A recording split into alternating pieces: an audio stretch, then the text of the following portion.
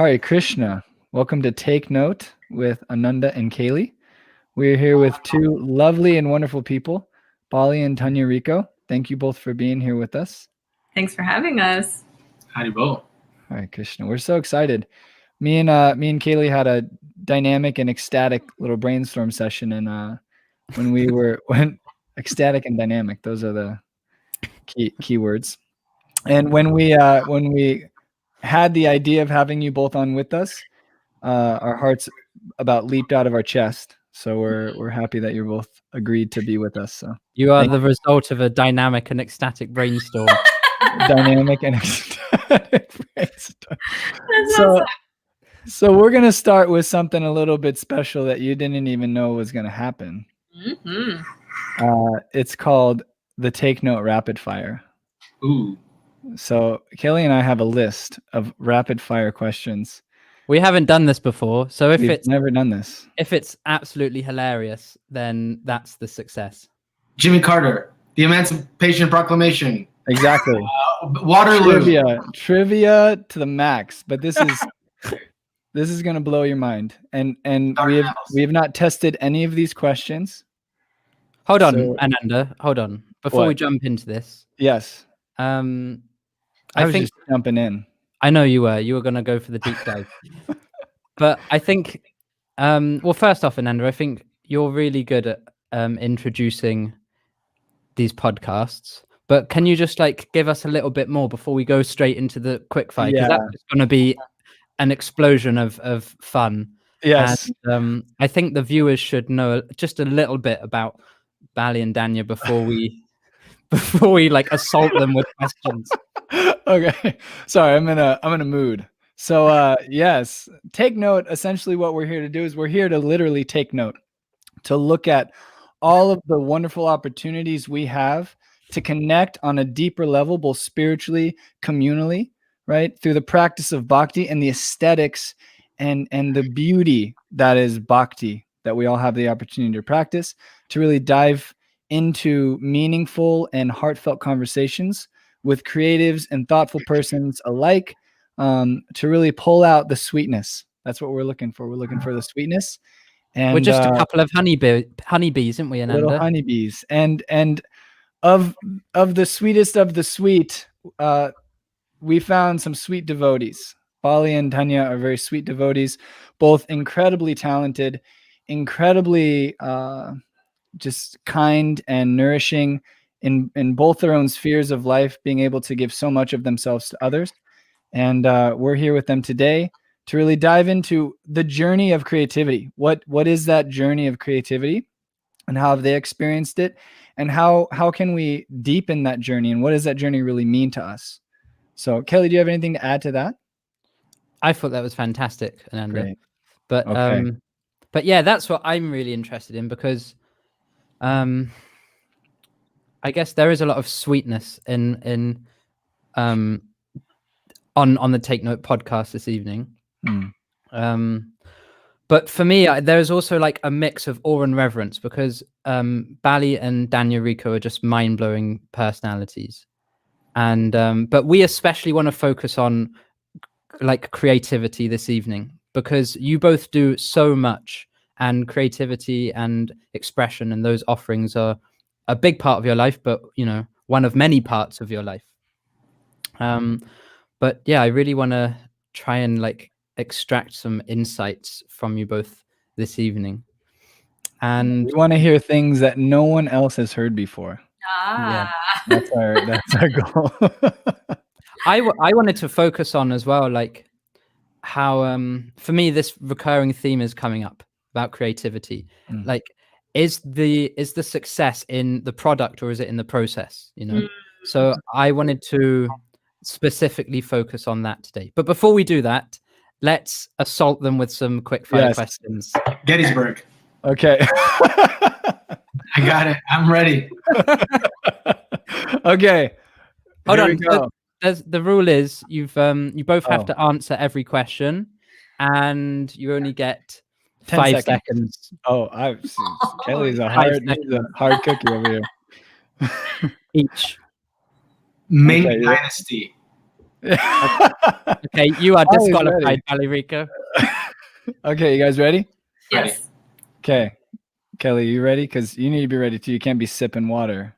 I was preparing. You start, Okay. Ananda. Okay, I here we just go. want to make sure, is this sound, because we have this coming out of a speaker, I want to make sure that You the can sound, hear us. you and can hear us, okay? everything's good? Yeah. Okay. Okay, good. Good to us, yeah. Because you guys And- have fancy mics. And if you are watching, we want to welcome you. Thank you for watching this Take Note podcast. Please, along the way, engage with us. We'll engage with you. Even we may bring you on board on a random and spontaneous whim. So write in your questions, write in your reflections. We want this to be an engaging community. We want to take note together, because then when we all take notes, we can harmonize and we can make some beautiful things. So here we go. Question number 1, favorite dessert. Go. Cheesecake. I was gonna say cheesecake too. They can repeat. Answers can repeat. Are you guys married? Okay. All right. Favorite meal? Savory. Burritos. Dosa. Ooh. If you could travel back in time, where would you go and when? I'd meet 5 Srila seconds. Prabhupada. What'd you say? Sorry. I'd meet Srila Prabhupada. Okay. Yeah, I was gonna say when Lord Chaitanya was on the planet. Ooh, Ooh. Wow. Okay. that's good. What did you both dream of being when you were young children? Oh, can I say his answer? I know what his answer is. Yes. He wanted to be a dinosaur. Oh, I was going to say dinosaur. Yes. Did it You know, ever come true, Bali? Velociraptor or Stegosaurus? What we talking? He's the More like a Velociraptor. T-Rex. Go on, Ananda. What's No, my- Dhanya needs to answer. Oh, sorry. Dhanya wanted to be a powder puff cream pastry. Wow. I don't know. I don't know. I don't A know. teacher? No, I don't know. I don't know that I thought about it much. I don't know. I don't know what I wanted to be when I grew up. I guess a psychologist, something like that. Eventually, that kind of went somewhere. I wanted to study dinosaurs, and then I wanted to play sports, and then I wanted to be a teacher. And I think I'm still figuring out. I don't feel like I've grown up yet, so I've got a lot of dreams. Nice. Wonderful. Okay, Kaylee, go. Oh no, Is it my me? turn. You. Tell us one thing that no one knows about you. I don't know that there's anything no one knows about me. I The vast majority of people. reveal a lot of things to a lot of people, so I'm trying to go back. Well, I had a U-turn with cilantro, which is interesting because Dhanya means cilantro. Like in India, when you say Dhanya, it's like Dhania, like coriander. I had a U-turn with that. I didn't like it my whole life growing up, and now I like it. So I don't know if that's scintillating enough for this podcast. Wow. That's It's great. actually changed my culinary experience. Wow. Man, Can you top that? How do you beat that? that How was do you beat that? Look, the scandal. So this is something that a lot of people don't know outside of my immediate family. I was in the ISKCON New Orleans temple and fell out of a second-story window and broke my leg when I was 3 years old. Oh my God. So yeah, every time I go there, I am reminded. I was really little, and it's actually one of my earliest memories is breaking my leg. So A second-story window? That's what they say. That I mean, it's yeah. I don't know. what were you doing, man? You're trying to be a dinosaur or something. Yeah, exactly. I was like pterodactyl. Yeah. Exactly. And then I leapt to my doom, but I made it. I made it. I'm Oh still my here. goodness. We are so glad you're still alive, Bali Rico. Thank you. Okay, my question. So, if there's one person, dead or alive, that you could collaborate with, who would it be? Yamuna Devi. Wow. Ayandra Peru. Nice. Okay, I mean, you almost answered this, but what's the closest you've come to death? That window. No, one time we were I was with Kapila Monet and a group of friends in Vancouver or outside of Vancouver. We were a Sharanagati farm, and from there we went to go snowboarding. And as we were winding up this mountain, we hit a patch of ice, and the car started fishtailing and swerving. And I was like, Krishna, Krishna, Krishna. I could see the edge was like a few 100 feet drop into a ravine with some like rocks and river on the bottom. And we ended up like getting all the way to the side and like, doing like a 180. We were flipped facing the other way on like the side of the road next to the fall. And I remember I was like, Krishna, Krishna, Krishna, Krishna. I was, I think, 18 or 19. And Cap was just going, calm down, calm down. He was literally just like ice, just super relaxed. And yeah, that afterwards, I was like, wow, we could have really died from that little patch of ice. Wow. Yeah, I think mine was also a car thing. I was 16. I was working at CompUSA, which is like kind of a Best Buy kind of thing.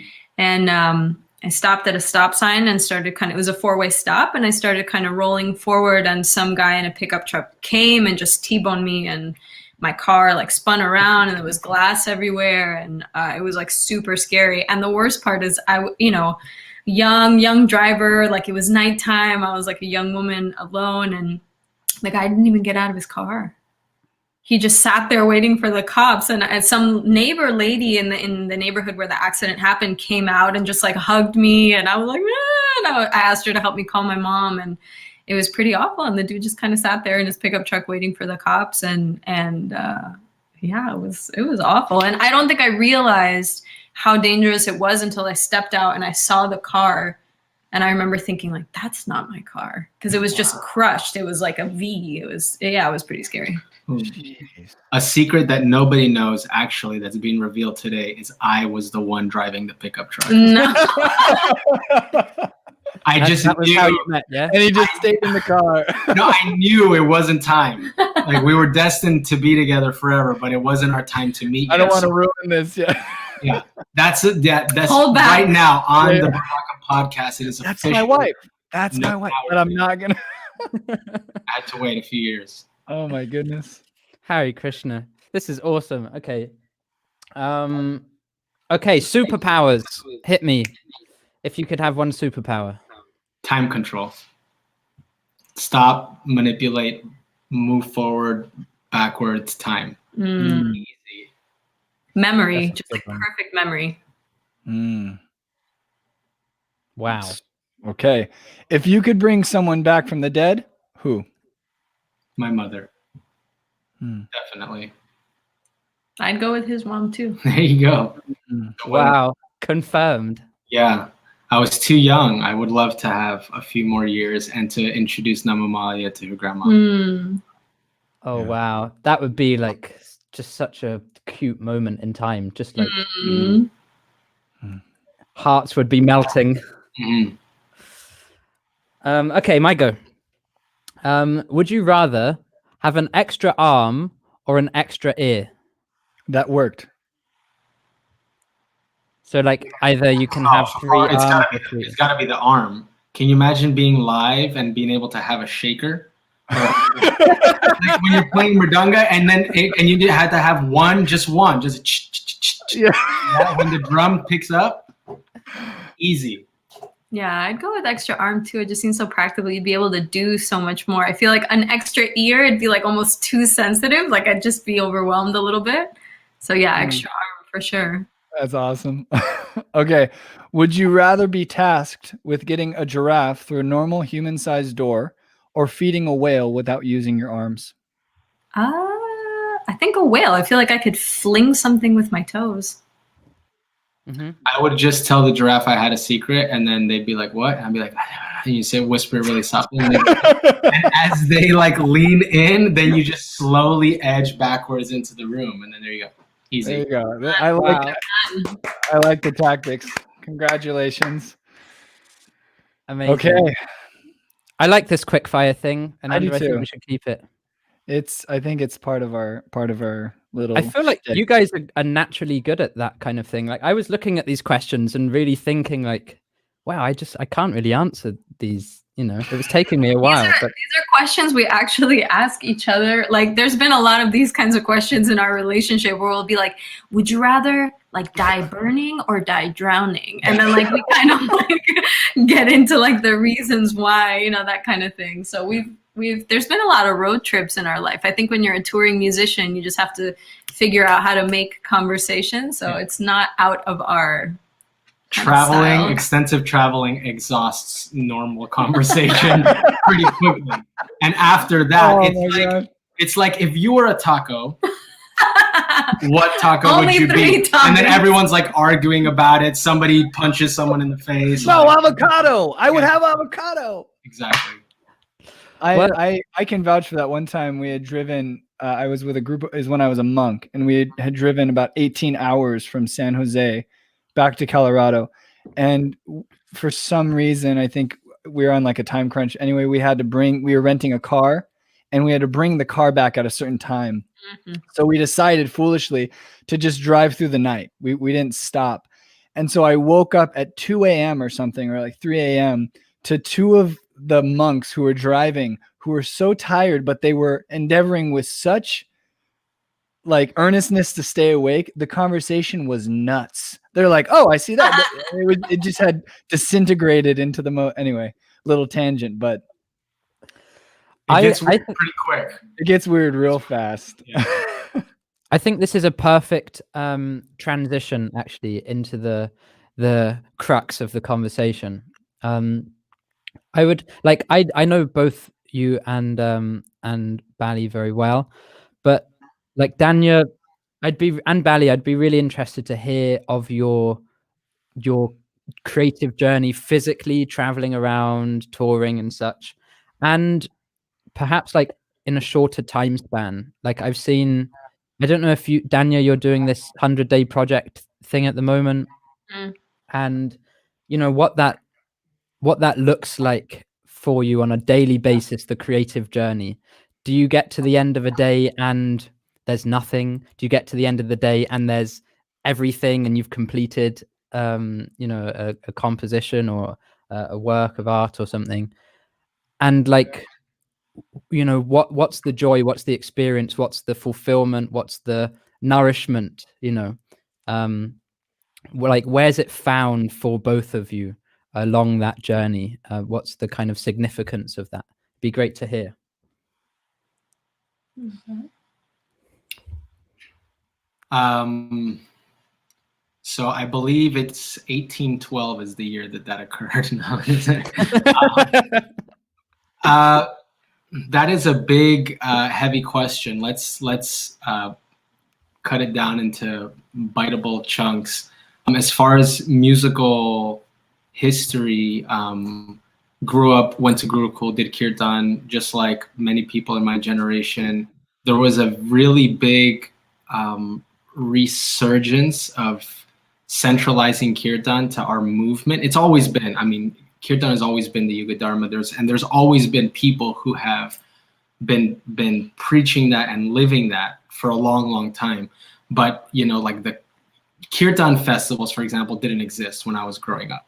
That didn't happen until I was basically in my 20s. A festival was like, we're not going to do anything but, you know, just chant Mahamantra Kirtan for 24 straight hours. Did not exist all throughout my childhood and youth. We have stories of it happening in Prabhupada's time when like Prabhupada was ill, or he would tell his disciples, you know, please chant all the night through.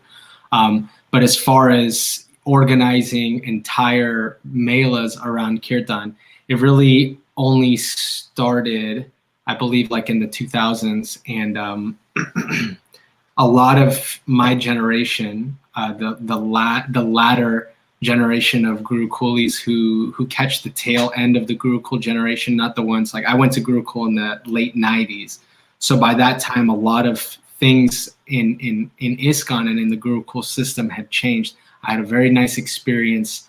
And when we came back, I was 16 years old, and a lot of our crew really started getting into Kirtan in a very like pronounced way. Not just like, oh, you know, we get together and jam out after the Sunday. It was like weekly. There became like discipline. People were doing hours hours of kirtan, a day or a week. It was just a way of connecting, and a lot of friendships and bonds were made in like a very formative period of all of our lives. So, Vishwambar, Kish, myself, there was Ananta and Gauravani, Amal, like all of these people where we kind of bonded and did a lot of very important, what I believe in actually the history of ISKCON, important festivals, like the Festival of Inspiration and the first 24-hour kirtan that was in New Vrindavan. I think that was 06 or 07.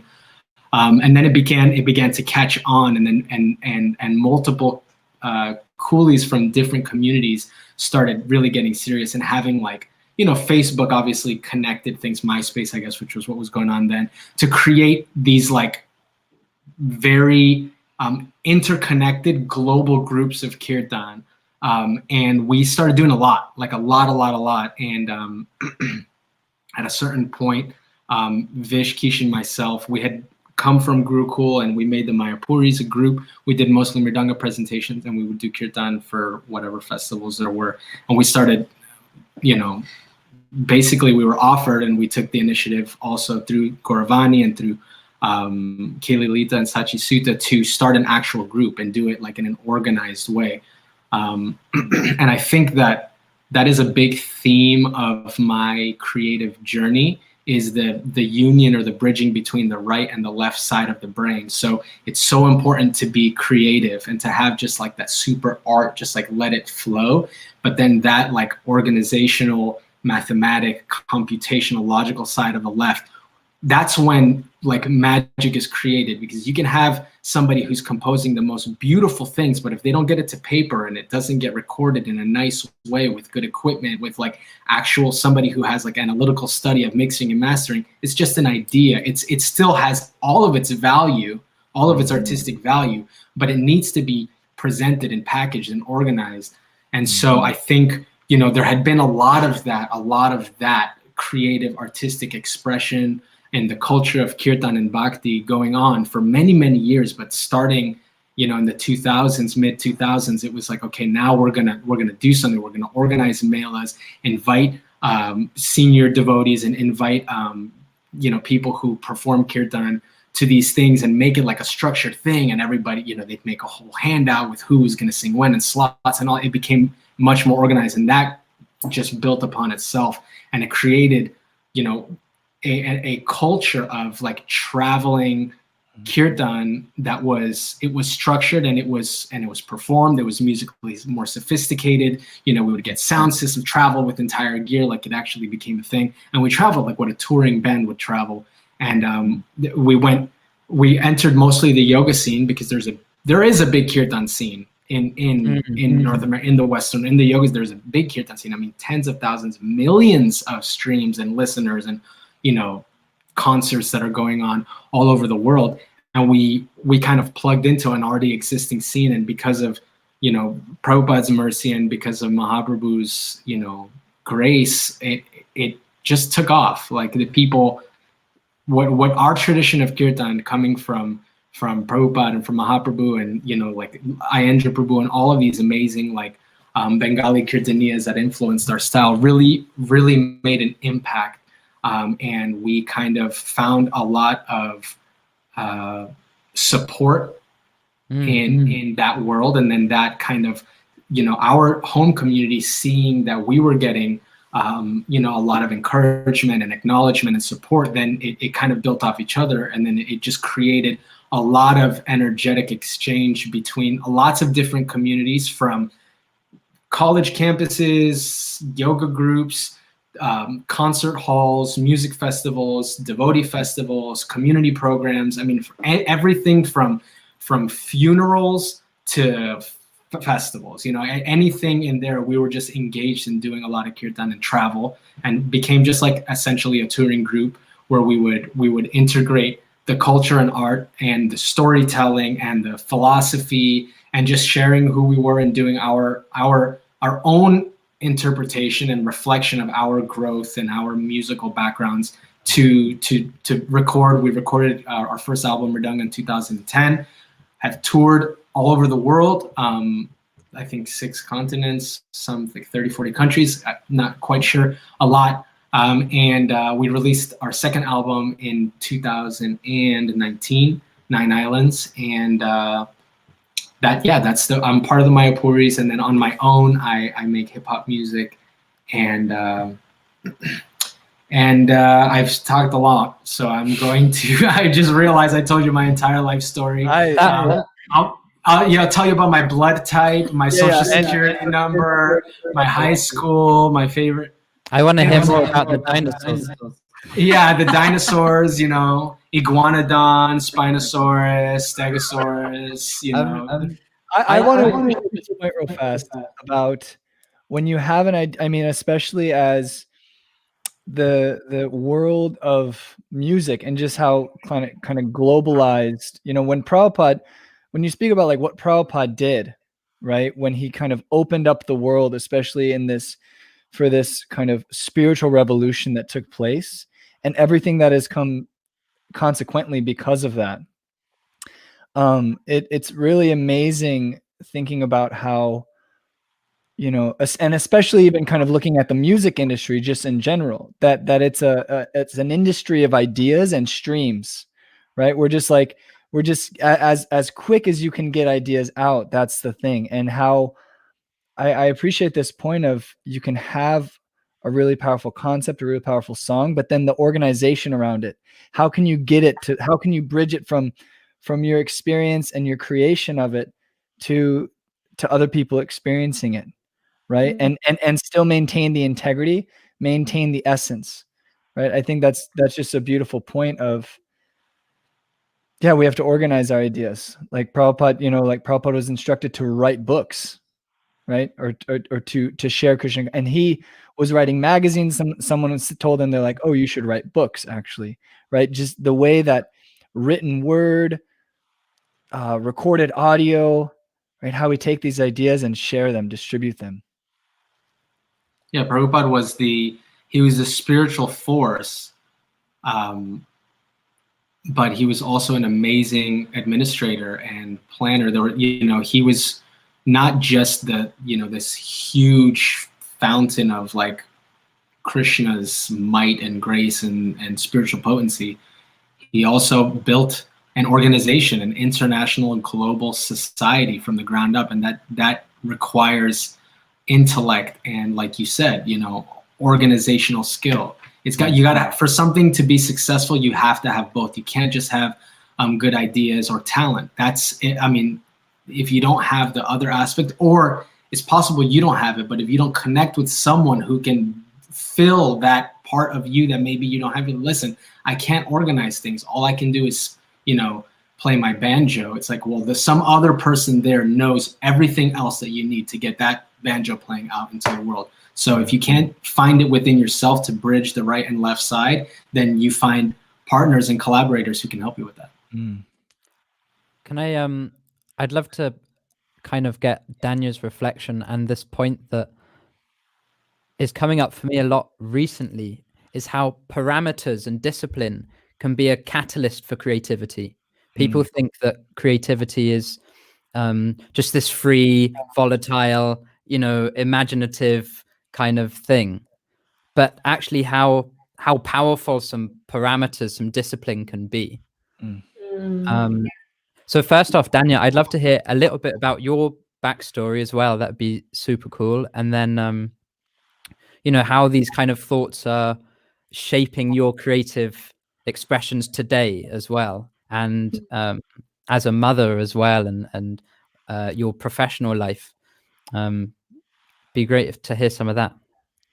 Yeah, so I grew up in a family where my dad's profession was to be a musician. He's a singer-songwriter, and he had great success. He was very well known and popular throughout the US and Central and South America, the Caribbean. So I kind of came into the world without this doubt that I think a lot of artists encounter, which is, can I do this full time? Can I do this for a living? Is it sustainable? And does it conflict with my spiritual life? Like, those for me were not questions, because I was born into a situation where like everything harmonized. So I mean, full circle, I run into these questions again now, in my own process, but and my mom also worked, but she had more of a kind of regular, office job in medical research. And so I always had that balance of like, you study, you work hard, and you want to learn things that kind of lean towards education, that lean towards investigation. That's very much like in my nature, but then also art and creativity. So again, it's a seeming paradox, but it's not really contradictory, which is you can have quite an analytical mind, quite a scientific mind, have a knack for organization, thrive in structure, and be very creative, which I think is what you're getting to, Keli, which is like, what if the structure is actually what helps you grow your creativity? It gives shape to your creativity. So I feel like I live that. I think that when people are really thriving in their art, they don't have to implement external forms of discipline because it flows very naturally. So I don't think growing up, my dad, like he was like, well, 3 to 4 is my piano practice time. I don't think he had that. Maybe he did way before, but where he was at, it was just like, it was disciplined by nature. It's kind of the difference between like sadhana bhakti and raganuga bhakti, which is like, first you need the structure to get you up, to get you to show up. And then after a while, you're showing up because you want to, but the regularity is still there. So you don't have to force regularity. It's very spontaneous, but it never stops being regular. It increases, and it's more kind of organic. So, I mean, I always wrote songs and sang to myself as a kid. So like really early, like 6, 7, I always had a keyboard in my room. I would tinker around with my dad's keyboard, but I wasn't very open about like sharing it. I was always encouraged by my family, but I was really shy. So these songs were there, and I'd show them only to like a select few people.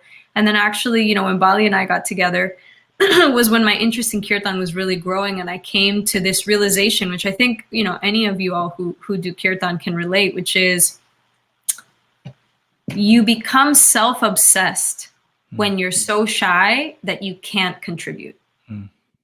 Like when your self-consciousness becomes a barrier, like, oh, I don't want to sing. Don't look at me. I won't play cartels. No, I don't want to sing the next one. No.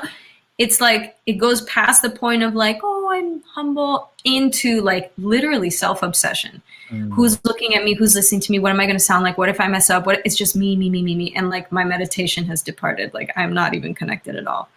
So I think that being around such unself-conscious kirtaniyas as Bali and Kish and Vish and Gora and Janavi and Achyuta, and these people who just like, they just show up and they're like, this is what I'm here to do. I'm just going to do it. That was so encouraging because it made me think like, oh, that's the vibe. Like there's no ego in that. It's actually, you're extracting the real intention and you're putting your ego aside because you're like, I just need to show up and do it. And a mood of encouragement, a mood of humor, the acknowledgement that like, yes, you are going to mess up. No, you're not going to know the tune, and your harmonia is good. And like, everybody's going to be fine.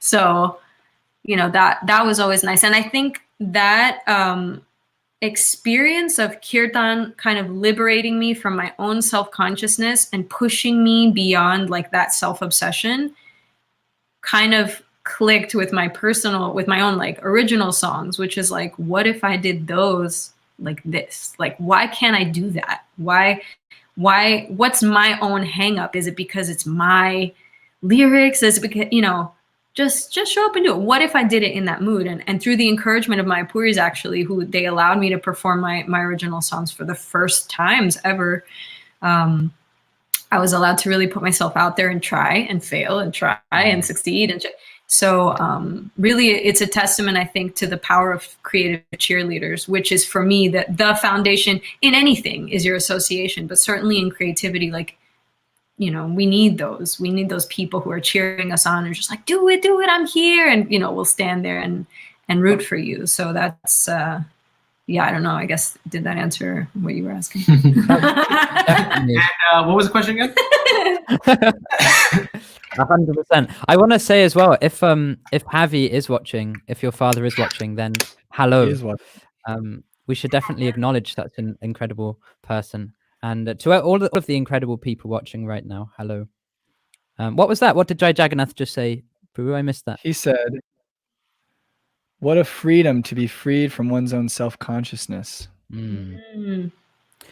I feel like that's such a huge point. Like Ananda, you were talking about how being both rich and being poor has the ability to completely absorb become you. self-absorbed. Yeah, I can equally become self-absorbed in a space of great wealth and in a space of great poverty. Right? Sometimes we have this idea of, oh, if I'm too wealthy, then I'll be too self-absorbed. Right. So similarly, I think in creativity, if I'm putting my art out there, if I'm putting my creativity out there, then I'll be too self-absorbed. But if I'm withholding that natural energy to create and to share, it could also be a symptom of self-absorption. So it's a beautiful point. And I also like this point of creative cheerleaders. And I think this is something that I often come to a lot of is the great need of relationships and community, right? And how much more that is, or not how much more, but how true that is also within the realm of creativity. That having those people that are there and pushing us along, even when I'm trying to step back and hide from it. I think in art, it's like especially important because of how vulnerable you are when you share your art. We always need people to support us, but when you're trying to like put your creation out into the world, it's just like, hurt me, like, so having some people there who believe in you, who can encourage you and support you, and that is, it's fundamental. I think everybody can think of somebody in their life who has been their like support system or lifeline to be able to produce their art. And I've had those since I was a kid, and I continue to have those, and we're like that for each other. I feel like I tell Dhanya I'm her biggest fan all the time, and I totally go crazy over all the things that she makes, not just because we're together, because I actually am a fan of her music. I'm like, oh God, that's so good. And she's like, you were there when I wrote it. I'm like, I know, but still, like, now I'm realizing how good it was then and now. It's having that, you understand what it means to have that for you. And when you're able to kind of be that for someone else, not because you want that, but you're just so moved by their art that you can encourage that, it feeds your soul and it feeds their soul, and then they can be that for someone else, and kind of like you keep the artistry flourishing, and the creativity going from one generation to the next, encouraging people to do their art, because without that, or artists are sensitive types, we'll just stay inside and write our little songs and make our little things, and no one will see them, and a lot of them are really good and should be shared. And you don't know what I remember Gora telling me this, like, it's crazy to even say this was almost 20 years ago, but just like I didn't even get it then when he said it. And now that I'm like more in my artist self, I'm like, totally. He's like, I remember I was like 17, 18 maybe. And he's a little older than me. He was like 24, 25, 23. And I'm just saying, man, even if I just shared this with my friends, like even if the only people that ever heard this were my friends and they liked it, that would be fulfilling. And I was just, whatever it was at the time that the project was, I was like, yeah, and now I get it. I'm like, I have projects that one or two people might have seen, but seeing them respond to that or getting that, it gives you literally encouragement. I say that all the time when they say nice things. I'm like, thank you for your encouragement. And I literally feel you are giving me courage. Like courage is in there, and I feel encouraged. You've given me courage to continue, and then maybe share it again in the future to more people. And it's so important for artists to get that kind of support from the youngest, from when they're kids, to get that. Even if it doesn't matter, you're 40, 50 years old, you're still going to be sensitive about yourself. Can I ask, how do you then bring these two aspects together of like discipline, organization, and the Sangha? Because trying to organize oneself is difficult, and then trying to organize oneself in a group and organize a group is also difficult. And I'm just really interested in, like, what do you prefer now in where you are in life? Do you prefer to work alone? Do you prefer to invite people to collaborate with you? Do you feel like it's essential to have a sangha and to have people on board with you, or do you kind of go through different phases? I think we each kind of thrive a little differently, like because of our personality differences. Like Bali's much more extroverted, and he takes so much energy and is so replenished by being around people. You know, we just had a Mayapuris meeting here, and he comes off of that very like high with creative energy and expansive and stuff. My nature is a little different. I'm more of a hermit. I like my own quiet time. I like composing in private. I like, you know, kind of just like putting my headphones on and, you know, trying out different sounds for like hours. So I think there's a difference of style of what comes first, like the cart or the horse. But we always need both, I think. I think that you always need to then connect and come outside of the shell so that you're not so much in your own head, which might be my thing. And then for Bali's, you know, I can see also how nourishing it is for him to like take time and be with his own creative thoughts. But I think with anything relating to Sangha, it's also about finding like-minded creatives, just like like-minded devotees, or, you know, finding certainly mentors. So association upwards in experience and realization, where you can really, like what, you know, Bali was, you know, Gora is that for us, or my dad, you know, people who are more experienced, who have more kind of, who have lived their art a little longer or more expansively. And then we can lean into that association for guidance. And then also finding like-minded musicians, people who also want to do art in a way that just kind of naturally clicks. I think it's okay to find Sangha that feels right in terms of chemistry, even if that means you don't connect with everybody. Maybe I'm just saying that as an introvert, but but I think that, you know, it's better to have a small circle with people that you connect very deeply with, and where it's like extremely safe to be sharing in that vulnerability, because then that cheerleading feels like very authentic. So for me, it's a lot about like chemistry and compatibility, and then finding your own rhythm in that, even if it looks differently. Like we work differently, but we're each other's cheerleaders. Would you say that then leads to confidence? Because confidence and the arts, like sometimes they kind of seem like oil and water, you know. Like Bali was saying, you know, it's kind of like you share something in the world, it's like, you know, please hurt me. I'm sure so many people can relate to that experience, because it's so like, you know, you've just been like making this creative baby, and this, you want to share it with the world. And like Dhanya, you were saying how because you were born into a family of creatives and you had the association of all these other confident people, it was very easy to step into different spaces. But would either of you have advice for people who are very engaged in creativity but perhaps lack the confidence and maybe don't know where to find the right sangha, find the right people, find the right kind of process? Would you have any advice for people?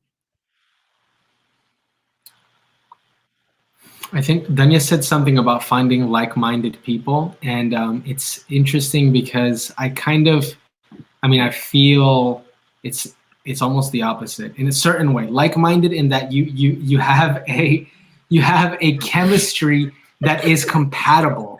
You have a chemistry that is compatible. But if you have a bunch of super shy, introverted artists getting together and they're all the same, they're not going to challenge each other to grow.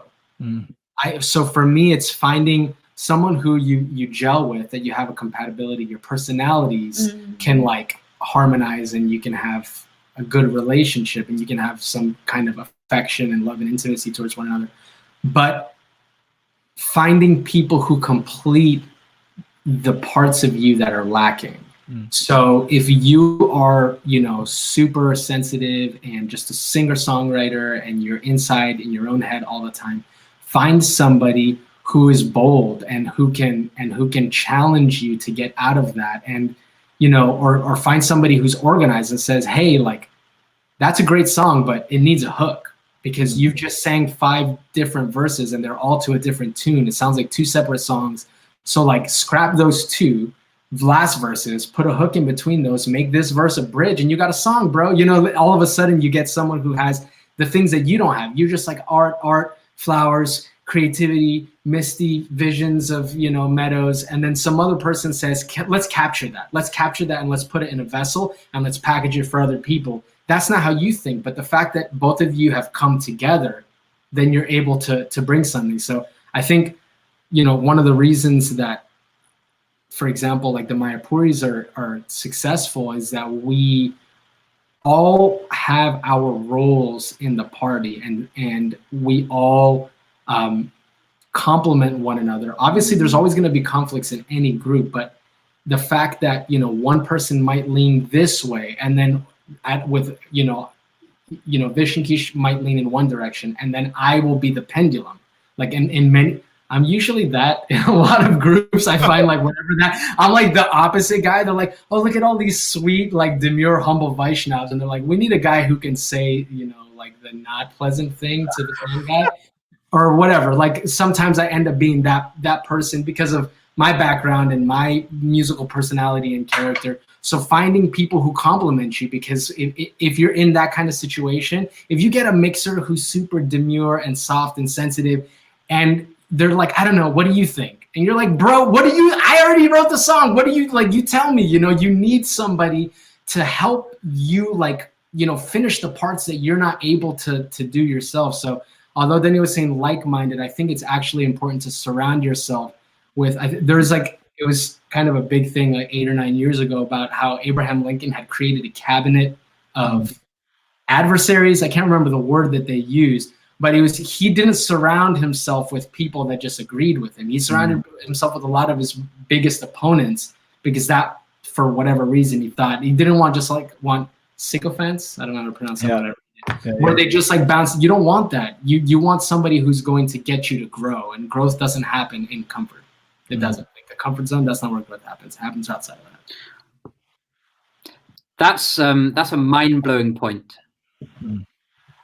What would you say then to people who feel like they have to be the whole package? Because that's like a hang-up I have and I've had as a creative and as a aspiring spiritual practitioner as well, is like, I feel like I have to be able to do everything. And so many people get burnt out, like talking about just music specifically. Like I have to write the song and I have to, record the song and mix the song and master the song and distribute the song. And then you have to hype yourself up on social media. And, it's like, it's a lot of pressure, I think, but what you're saying, it seems, Bali, is like, you don't have to be the whole thing. And actually it can be good to know that, where you're strong and where you're weak, and that there are other people out there that can support you and complement you. And I think that's a really powerful point, actually. I have an idea. I'd like to hear what Dhanya has to say. I do have a very clear idea, but I'm talking a lot. So I'm very clear. But what do you think about it? I agree. You agree? You're like, yes. Group think. I have to like stop myself. It's something that like Dhanya has taught me that you can actually change after the age of whatever people decide where people can't change anymore. That's not true. You can. You just have to like pause and like self like acknowledge. So I realize I talk a lot. So I'm trying to change that. But I believe that if you work on yourself, then that people, that community, whether it's one person or whether it's a village, they will be given to you. Krishna will give that to you. Yeah. And I think that applies more to just artists. It applies to somebody who, and I've found myself giving this same exact kind of like advice or encouragement or my experiences, at least, and sharing this with people who are asking me the same question from different views. So people have asked, like, I want to find a spiritual teacher. I want to find a spiritual master. And I'm like, work on yourself. Truly, like, do the work. Like, actually dedicate that time to see that you're growing, that you're not the same person spiritually that you were 6 months ago or a year ago. Actually, really take a look inside and see, like, am I growing? Am I still doing those things? Am I still in that habit? Am I a more spiritual person? And as that happens, that guru will be revealed to you. Krishna will send that person to you. I've had people ask that when like they're like in between relationships, or like I can't find the right person. I'm such and such age. I'm like, listen, you can't. It's gonna come when it's meant to come. Work on yourself. That person who has not come into your life yet, because you're not ready to welcome that person into your life. What are those things? You work on that, and then that person will be revealed all of the things that you needed to work on to build, to evolve. Those need to happen first. And the same thing as an artist, it's like, what do you need? Work on your art. If you work on your art hard enough and long enough, someone will come. And I use this example with you, Keli, because that basically happened. Like between us, I didn't know you, and you'd been chipping away at your art for a long time. And after you, I don't know, made 100 videos or a dozen or whatever it was, you were a musician of a certain experience and artistic caliber. And over 10 years, 15 years, you developed it. And then all of a sudden, I was like, I want to work with you.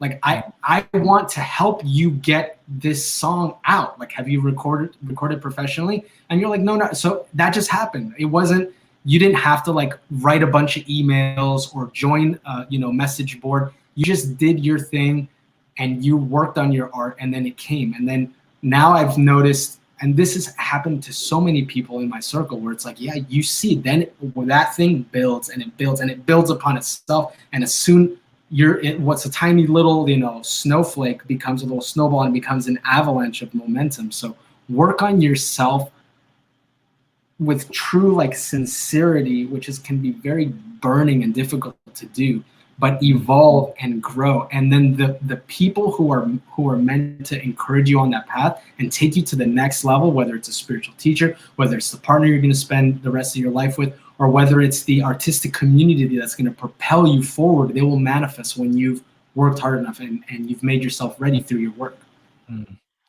I love this point that you're bringing up, the facsimile between creativity and our experience in life, right? That and I think this is one important thing that we really want to bring out in this podcast, is that this is not just a podcast for creatives or for artists or musicians, right? But it's a point at which to look at all of our endeavors and how do we upgrade all of those endeavors. And I think this point of finding it, I've asked my teacher in terms of our meditation practice, how do I improve my chanting, right? And the instruction, one of the instructions I've been given is look for your own sincerity. As you're chanting, as you're meditating, try to hear the sincerity in your own chanting, right? To when we put in that work, how things are around it, when that determination becomes set, how the world around it moves in order to accommodate that determination, that desire. So it's a really powerful point. Thank you. I've started using like positive affirmations. Don't judge me, okay? Because for a while I thought positive affirmations were a bit like whack. So I don't know if many people do these things. Like, I always thought it was a bit whack to like look at yourself in the mirror and be like, you're worth it, baby, or whatever it is. Is that how you start? That's the first affirmation of the day. You're worth it. Get the London look. No, I'm wondering, like, I don't know if you personally do things like affirmations, but like so resonating with what Bali said. And first off, just so everyone knows, my gratitude toward Bali as an individual and what he's done for me over the past 6 months is I literally can't put it into words. One day I will be able to put it into words. However, I've realized with these affirmations, I have like 10, and every morning I've been like saying these affirmations. And I realized that I naturally ordered them in such a way where they're kind of like the integrity of each affirmation is increasing as I go on. And I had this realization today that actually, like, there are certain bits on myself I have to work on before I can attain like higher realms of my potential, and it's quite mystical what you're saying, Bali, how like instead of worrying about is the facility gonna come? First you have the vision, you know, instead of like waiting to have the facility, first have the vision and then the facility will come somehow. So I realized like that point that you're saying, Krishna says that in the Gita to Arjuna, like, have your faith and then I will give you the intelligence by which you can come to me. And it's like, you just do that, like that will come. Krishna will give that to you. Sometimes, especially, I'm like a left brain kind of guy. So I'm like, no, I want to understand Krishna. I want to understand cosmic creation and the meaning and all. Like, I just get that way. I get super analytical and skeptical, and I want to like break everything down. And Krishna's like, listen, you will get that later. First this, then I will grant that to you. And that has been super life-changing for me to realize that that's not going to come from me. It will, like, I will do the work and the faith and have all that stuff, and then Krishna will give it accordingly. So yeah, it's something that we've been hearing since I was born, basically, all these shlokas and all these verses, and I'm seeing them manifest in different ways in my life, and things that may not seem not necessarily related to Krishna Arjuna in the battlefield. I see that and I'm saying, yeah, Krishna is going to grant this to me, or it's going to grant this to you in due course. Wow. I'm aware that time is pressing on. I really wanted to ask as well if either of you or both of you would like to offer something creative or musical, like at the end of this podcast. We'd really love to hear something from you. But if it's okay, I wanted to specifically ask Dhanya a question, which is how do these concepts and aspects of creativity manifest for you on a daily basis now? Because I'm so impressed, Dhanya, when I see like everything you do and everything you are and how you still have time to be creative, you know. There's really no excuse for anyone. Like you make it so hard to have an excuse to be creative, you know. And how are these things like happening for you and manifesting for you on a daily basis, in terms of like the discipline, the sangha, the working on yourself and trusting that Krishna or the universe will provide what you need on the right day? Or are you ever disappointed that, you know, things aren't given to you? Or I'd be really interested to hear like how these things are manifesting for you on a daily basis in your creative life, you know? Yeah, I think when I allow it to be daily, it manifests daily. And if I only allow it to manifest weekly or monthly, then it'll manifest then. So it's really like I am my own greatest like self-limiting factor. Yeah.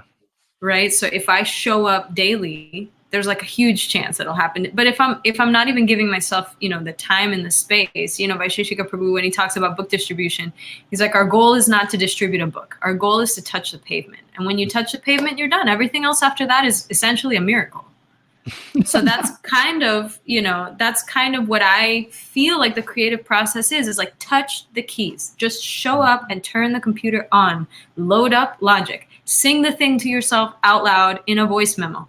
Just show up and see what happens. And like that part, I think, can be the most unself-conscious part, which is not taking yourself so seriously. You know, I don't remember what book this was that I read, but I read some book on creativity where they were saying you're less likely to have success if you think of yourself as a pro. But if you think of yourself as an amateur, then like the world is your oyster, basically, because you're gonna mess up. You can do things casually. You can be a bit more free flowing. You don't take yourself so seriously. You have like a sense of humor and some levity to the situation, which, you know, creativity has to be playful. If you delete that element of play, then like, what are you doing? It takes out the flavor of everything that's happening. So I think anytime that I've taken myself too seriously or I put like too much of that, the problem is not discipline.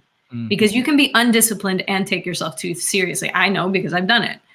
And you can be very disciplined and have a lot of levity about it and just show up and have that disposition to play. And then that's when you thrive. So I don't think equating discipline with like dryness or heaviness is necessary. I think that it can be very like, yeah, show up every day for a play date, essentially. And so I think to the extent that I can keep that playful, light energy and allow just whatever happens to happen or not happen, which is okay too, then I'm able to keep the flow. And it helps to do things like the Artist Way, which I've done, and that's a 12-week course. And so there's some structure, some guidance, some instruction, you know, not imposing on myself like, oh, I have to come up with a system. It's like, no, there's a system already out there. Just hop on that system, you know, or the 100-Day Project, which like so many artists are doing so many amazing things. If you just ask the question, what would happen if I touched the pavement 100 days in a row? Like, well, I don't know. Let's see. So it's kind of like that openness, that exploratory nature, that openness and that question. If you use it as a question, then it's like you can do no wrong, because all that's going to happen is you're going to get information. Oh, 100 days is really hard. I hop off the wagon at 30 days and I realize, wow, 30 days is really productive. Okay, that's information. Or I completed 100 days and like all these ideas took off and I have products that are at the end of the road of all this work. Okay, that's information too. I don't like doing it every day. I like, okay, whatever it is, just allowing information to flow, and that'll keep setting you up for future stuff. So I think if anything, I thrive and my creative life and my life in general feels more full of creativity when I just like don't take it so super seriously, when I don't take myself so super seriously, but I still show up and give it kind of honest work and focus. And a little asterisk on that is that it's really hard when you have a job, when you have a family, you have responsibilities, you have other services, you know, like you said, we both have so many other hats that we wear. Being in a partnership with somebody who supports you and who helps you create that space, even when you can't really create it for yourself, that's a gift. So I wouldn't say in any way that I'm capable of doing this by myself. You know, Bali will sometimes be like, why don't you have half an hour? Like, go jump in the studio now. Like, I'll watch the baby. Or, you know, like, where are you at with this song? Or you should write the mixer, and, you know, that kind of stuff. So having that mutual accountability, it helps you kind of drop a pin of like, oh, this is where I'm at. I get it. So you see yourself in relation to someone else who really cares for your art. That really, it holds up a nice mirror to where you're at, and it helps you keep the flow going, because someone else is like, hey, like, what's happening with that? You know? You got to show up to play. Yeah. Should make a t-shirt, show up to play. I wanted to highlight a few of these questions. We are kind of coming near the end, but and I want to hear you guys if you have any creative, you know, offering to share. I'm also very interested in your 100-Day Project specifically. It's like all of these little teasers of like what is actually being created. I hear the sounds, you know. Your daughter's just making some, like, you know, she's beatboxing along with it, you know, she's doing so many things that are just like leaking out. I'm so curious. I'm wondering if there's anything that you can tell us about what it is that you're kind of alluding to in this 100-Day Project. Yeah, so my 100-Day Project is literally 100 days of touching the pavement.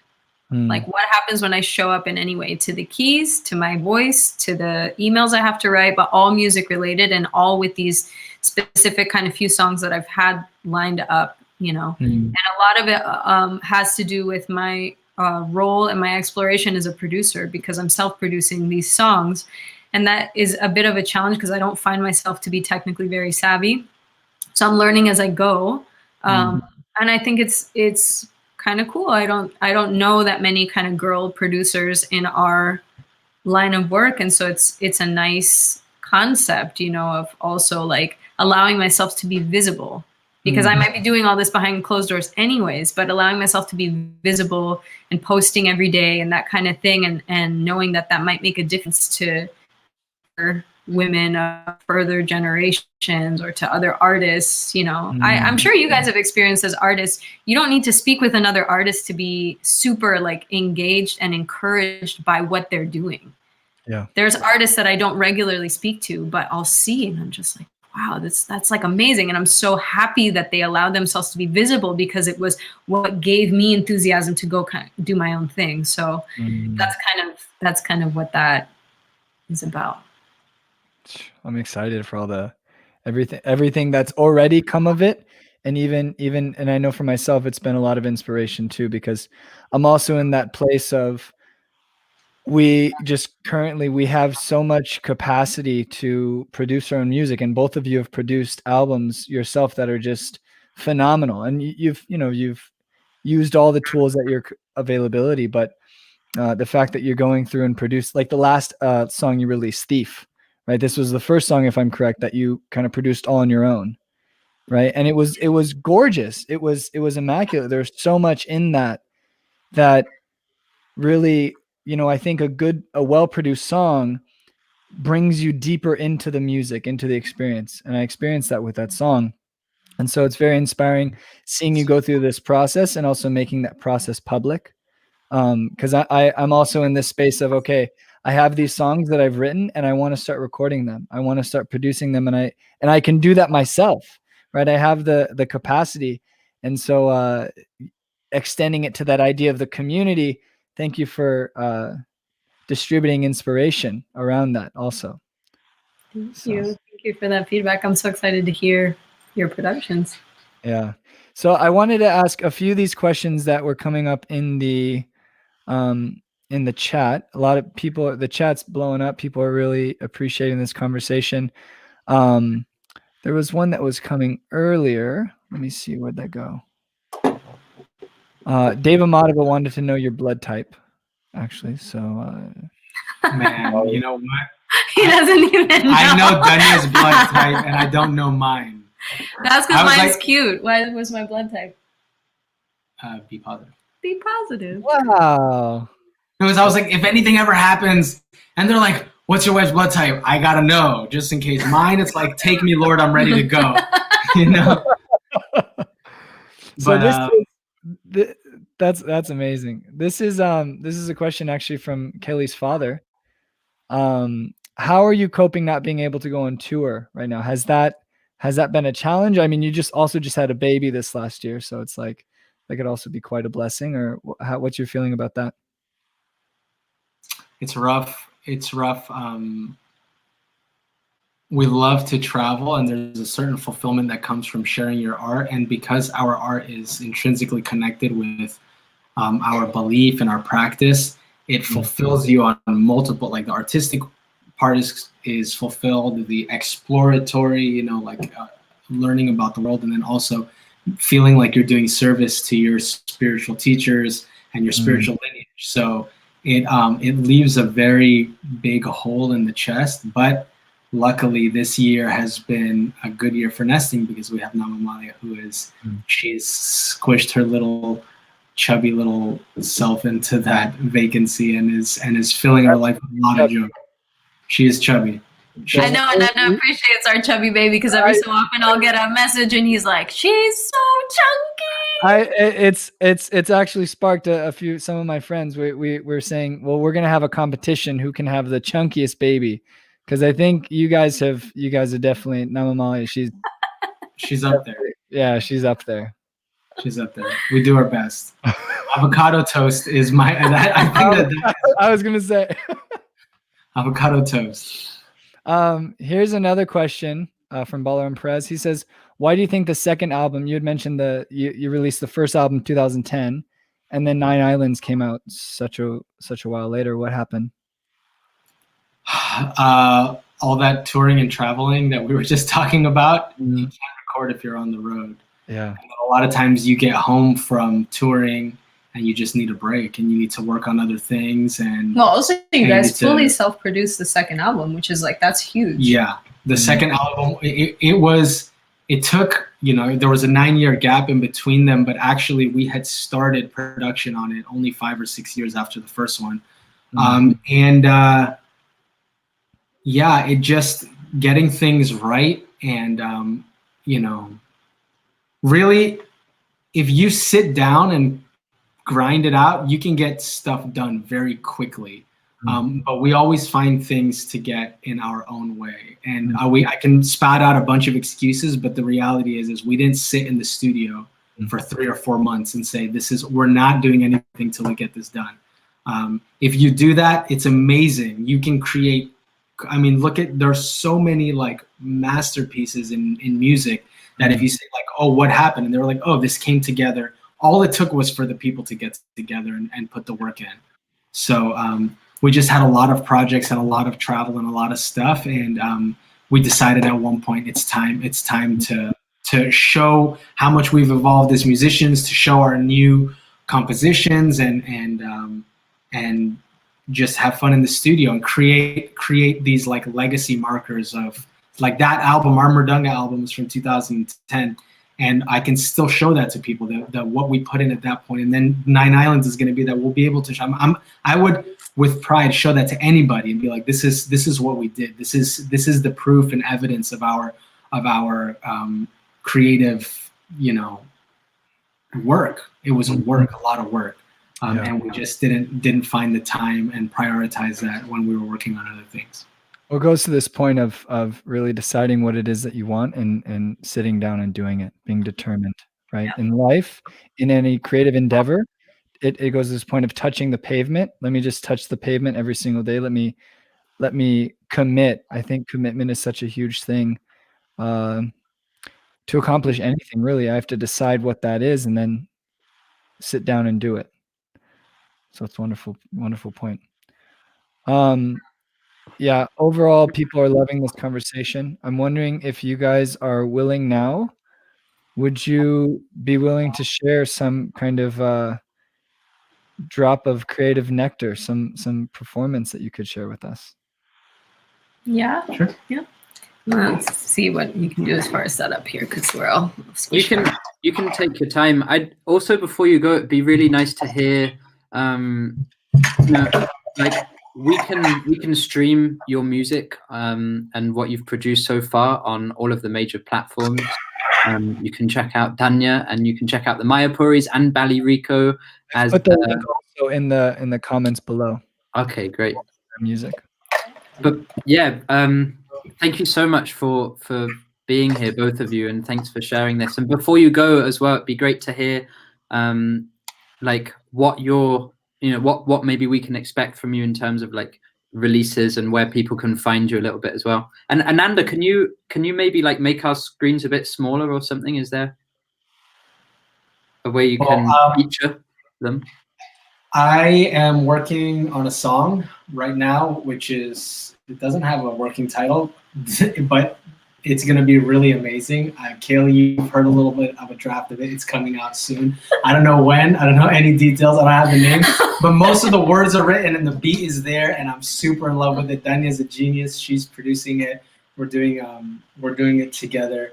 I'm producing a song by a very dear artist friend of mine called Keli Ananda, the Banana Keli the Man.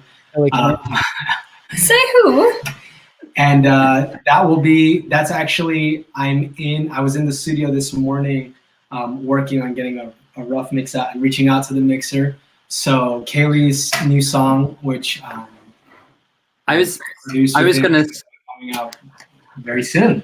I was gonna say actually, because Balaram Perez just asked that question about the album, and I was with Balaram like a few months ago, and he was asking me, when do you think the album's gonna be out?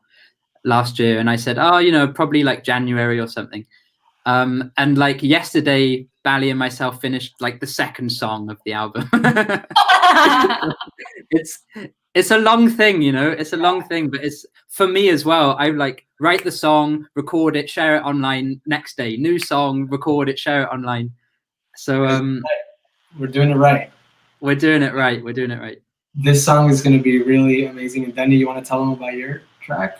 Yeah. My next one out is called Anymore, and I'm hoping to release it in the next few weeks. Actually, it all depends on how quickly we can go through the mixing and mastering, but it's on the way, and it's a product of the 100-Day Project, so it works. Amazing. So please share something with us before we all have to depart. Okay, can you guys hear the piano? Okay. Yes. Okay.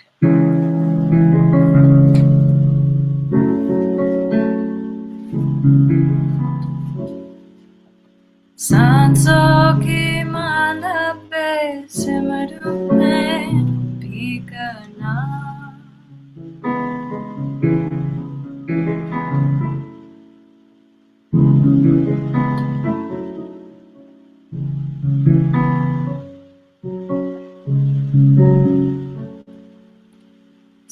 सांसों की माला पे सिमरू में भीगना, सांसों की माला पे सिमरू में भीगना, अपने मन के में जानू नाती के मन की राह, अपने मन के में जानू नाती के मन की राह, सांसों की माला पे सिमरू में भीगना, सिमरू में, सिमरू में, सिमरू में भीगना। Where have you gone? Have you forsaken me? Is this madness all that you were seeking when you played your song? A thief in the night, you stole my heart. In its place an echo now remains. On the scarlet I will string your names. Where have you gone? Have you forsaken me? Is this madness all that you were seeking when you played your song? Thief in the night, you stole my heart. In its place an echo now remains. On the scarlet I will string your name.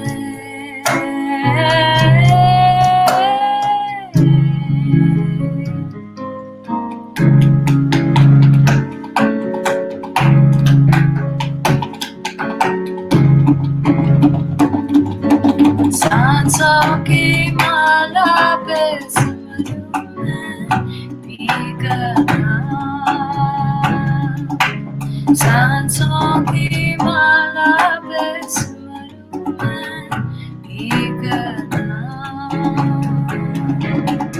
अपने मन के में जानू नाती के मन की राह, अपने मन की में जानू नाती के मन की राह,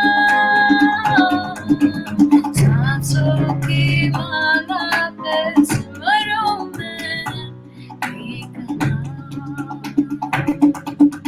सिमरू में, सिमरू में, सिमरू में भीगना।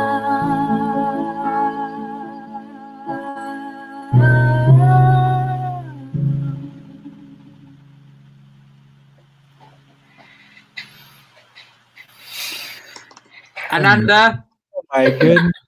I'm in love. Oh, I'm in love with them both. morning. I'm like, I felt like my whole soul was being melted in a loving shower of.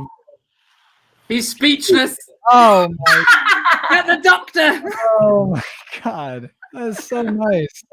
I've had that song in my head like the past 3 days. And then it like just coming out live was just magical. Yeah, I get to listen to this all the time. This is why I freak out. And I'm like, you need to get in the studio. Finish this track. Have you done the tracking? Can you do the harmonies? Like what? Yeah, literally, no lie. Did I not? I told her, have you written the mixer? Did you write the mixer? She has this any more song? Or have you written them? No, can you do that right now? He's I'll watch good. it. He's on it. He's scary. I'm her isn't he, biggest Daniel? fan. Well, thank you for your persistence and insistence. It's benefiting the entire world. So, oh my goodness, thank you so much for both of you being with us today and sharing everything that you did, all the insights. It's been powerful. I'm deeply moved and inspired. Keli, do you have anything you want to say? I don't know.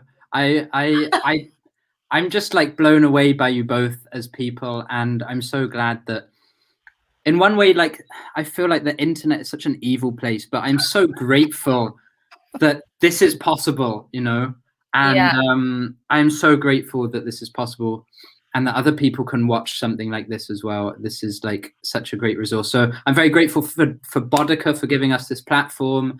And this is like episode 4 of the Take Note podcast. So we're still in our nucleus form, but this is just so awesome. So thank you for giving us your time. I know you're both like extremely busy, and yeah, just really, really grateful. Thank you guys. This is so cool what you guys are doing. You know, this is like such quality content, and I agree that the internet is so spooky, but knowing that you guys are really, you know, churning out all this beautiful stuff, and you know, it's kind of the silver lining to this whole COVID lockdown thing. I mean, I feel like my friendship with each of you guys has had the opportunity to flourish because we get to connect on topics that we feel very strongly about, and this is the new dimension of Sangha for now. And so it's so nice that you guys are taking advantage and using this platform. And thank you to Bodica for always, you know, really creating a space for this quality connection to be made. You know, you guys are doing something so important. So thank you. And Dhanya, you're also doing a Bodica podcast, the Finding the Center.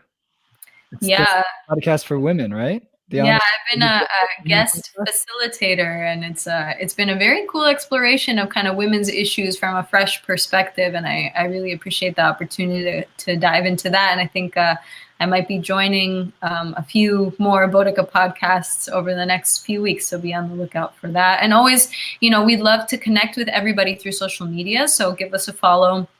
Bali Rico, Dhanya Music on Facebook, on Instagram. I would love to hear your feedback, stay connected, and be able to share more stuff with everybody. Wonderful. Awesome. Thank you so much. Thank you, guys. For having us. Hare Krishna. Hare Bo. Okay.